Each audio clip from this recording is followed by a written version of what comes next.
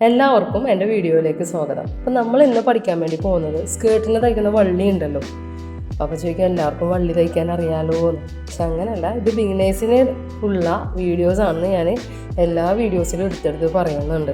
അപ്പോൾ വള്ളി എങ്ങനെയാണ് നമുക്ക് തയ്ക്കണമെന്ന് നോക്കാം. വള്ളി നമ്മൾ തയ്ക്കാൻ ഉപയോഗിക്കുമ്പോൾ വള്ളി സ്കേർട്ടിന് മാത്രമല്ല കേട്ടോ, തലേണൻ്റെ ഉള്ളിലുള്ള കവറിനൊക്കെ വള്ളി യൂസ് ചെയ്യും.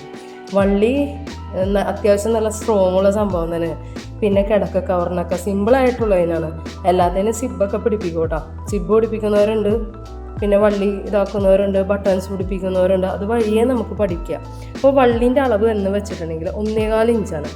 നമ്മൾ ഒരു കാരണവശാലും ചോക്ക് ഉപയോഗിക്കരുത് അതിന്. ഇതേപോലെ പെൻ വേണം യൂസ് ചെയ്യാനായിട്ട്. ഇതേപോലെ 1.25 ഇഞ്ചിൽ നമുക്കിങ്ങനെ വരച്ചു കൊടുക്കാം. അങ്ങ് അറ്റം വരെയും വരച്ചു കൊടുക്കാം.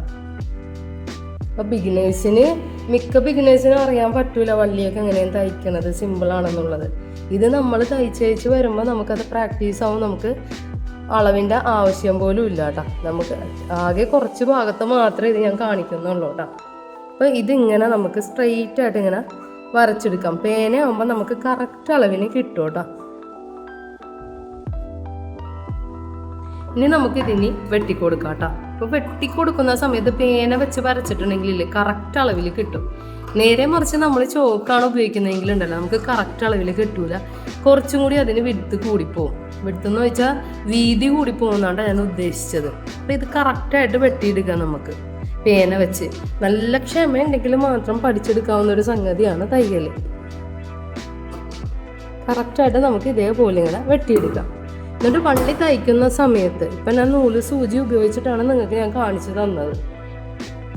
അപ്പോൾ ഈ വള്ളി ഉണ്ടല്ലോ, ഇത് കണ്ട, ഇത് സെൻറ്ററല്ലേ. ഒരു വശം ആദ്യം ഇങ്ങോട്ട് മടക്കണം, ഒരു വശം പിന്നെ ഇതിൻ്റെ മുകൾ ഭാഗത്തേക്ക് മടക്കണം, പിന്നെ ഒരു വശം നമ്മൾ മടക്കേണ്ടത് ഇങ്ങനെയാണ് കേട്ടോ. അപ്പം ഇത് കംപ്ലീറ്റ് കവേർഡായിട്ട് കിട്ടും നമുക്ക്.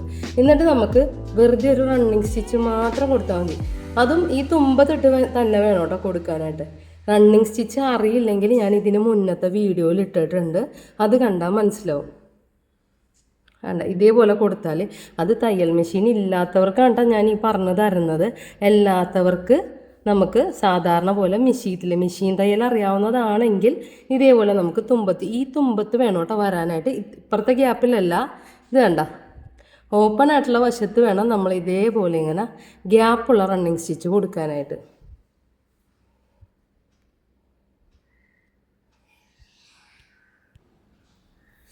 ഇങ്ങനെ വള്ളി ഇതേപോലെ തയ്ച്ച് കഴിഞ്ഞിട്ടുണ്ട് കേട്ടോ. നോക്കിക്ക് വള്ളി.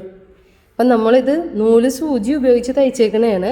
ഇനി അഥവാ നിങ്ങൾക്ക് മെഷീൻ തയ്ക്കാൻ അറിയാവുന്നെങ്കിൽ അങ്ങനെയുള്ളവർക്ക് മെഷീനിൽ തന്നെ നമുക്ക് തയ്ച്ചെടുക്കാം കേട്ടോ. അപ്പം നിങ്ങൾ പറയും എന്തിനാണ് ഈ വള്ളിയൊക്കെ കാണിക്കണത്. പക്ഷേ വള്ളിയിലും മെഷർമെൻ്റ് ഉണ്ട്, എന്നാലും മാത്രമേ ബിഗിനേഴ്സിന് നല്ല പെർഫെക്റ്റ് ആയിട്ട് പഠിച്ചെടുക്കാൻ കഴിയുള്ളൂ. ഞാൻ പറഞ്ഞില്ലേ, സ്കേർട്ടിനും പിന്നെ തലേണി കവറിന് അങ്ങനെ പലതരത്തിലുള്ള സംഭവത്തിനൊക്കെ വള്ളി ഉപയോഗിക്കണം. പിന്നെ നൂല് സൂചി ഉപയോഗിച്ച് തയ്ക്കണം എന്ന് പറഞ്ഞിട്ടുണ്ടെങ്കിൽ നമുക്ക് മെഷീനിലിരുന്ന് തയ്ച്ച് ചെയ്യാൻ പറ്റും. പക്ഷേ ഈ നൂല് സൂചി ഉപയോഗിച്ച് പ്രാക്ടീസ് ഉണ്ടെങ്കിൽ മാത്രമേ നമുക്ക് പിന്നീട് ഹാൻഡ് വർക്ക് ചെയ്യാൻ പറ്റുള്ളൂ. അപ്പോൾ എൻ്റെ വീഡിയോ കണ്ടിട്ട് ഇഷ്ടപ്പെട്ടാൽ ലൈക്ക് ചെയ്യാനും ഷെയർ ചെയ്യാനും സബ്സ്ക്രൈബ് ചെയ്യാനും ഒന്നും മറക്കരുത് കേട്ടോ. വീണ്ടും നല്ലൊരു വീഡിയോ ആയിട്ട് വരുന്നത് വരെ താങ്ക്സ് ഫോർ വാച്ചിങ്.